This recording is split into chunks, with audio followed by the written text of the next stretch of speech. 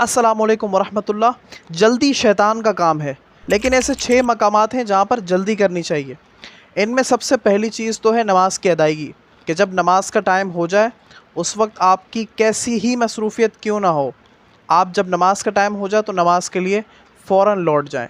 हम सब में एक सुस्ती का अंसर पाया जाता है कि जब नमाज का टाइम हो जाता है तो हम पहले अपने ज़रूरी काम को ख़त्म करते हैं, उसके बाद नमाज को अदा करते हैं। और बाज़ औक़ात तो ऐसा होता है कि नमाज की अदायगी करते करते नमाज का अदा का टाइम भी चला जाता है, नमाज क़ज़ा हो जाती है।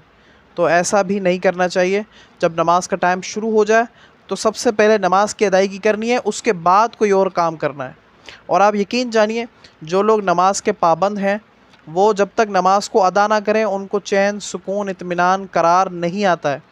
वो जब नमाज को अदा कर लेते हैं उसके बाद वो कहते हैं हाँ, अब हमसे दुनिया का आप कोई सा भी काम करा लो, हम करने को तैयार हैं, क्योंकि हमारे सर पर एक ज़िम्मेदारी थी जो हमने अदा करनी थी, वो हमने अदा कर दी है।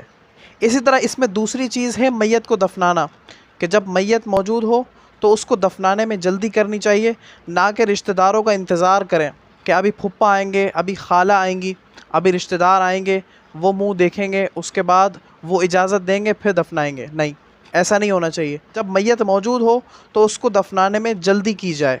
इसमें तीसरी चीज़ है लड़की की शादी, कि जब लड़की बालिग हो जाए तो उसकी शादी करने में जल्दी करनी चाहिए। इसमें चौथी चीज़ है कर्ज़ की अदायगी, कि जब आपके पास कर्ज़ की रकम मौजूद हो तो बराए मेहरबानी जिससे आपने कर्ज़ा लिया उसको वापस लौटा दीजिए। हमारे यहाँ बेचारे जिसने कर्ज़ा दिया होता है, जिसने वापस लेना होता है, उसको वजह बतानी पड़ती है कि भाई मुझे कर्ज़ा वापस क्यों चाहिए। बग़ैर वजह के कर्ज़ा लेने वाला दे ही नहीं रहा होता है, और जिसने कर्ज़ा दिया होता है वो अपनी ही रकम मांगते हुए शर्मिंदा होता है। तो ऐसा भी नहीं होना चाहिए। इसमें पांचवी चीज़ है मेहमान को खाना खिलाना, कि जब मेहमान आपके घर में तशरीफ़ लाए हैं और आपका खाना खिलाने का इरादा भी है तो आप ज़रूर खाना खिलाने में जल्दी कीजिए।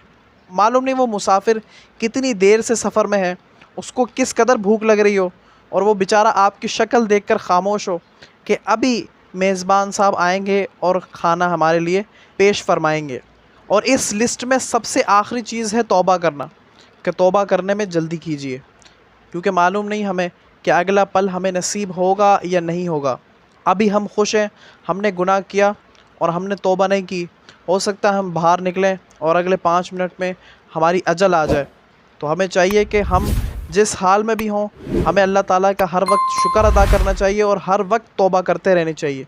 और हमें चाहिए कि हम हमेशा अच्छे हाल में रहें, ताकि जब भी हमारी अजल आए हम अच्छे ही हाल में मौजूद हों। अगर आपने वीडियो यहाँ तक देख लिए तो आपकी वीडियो देखने का बहुत बहुत शुक्रिया।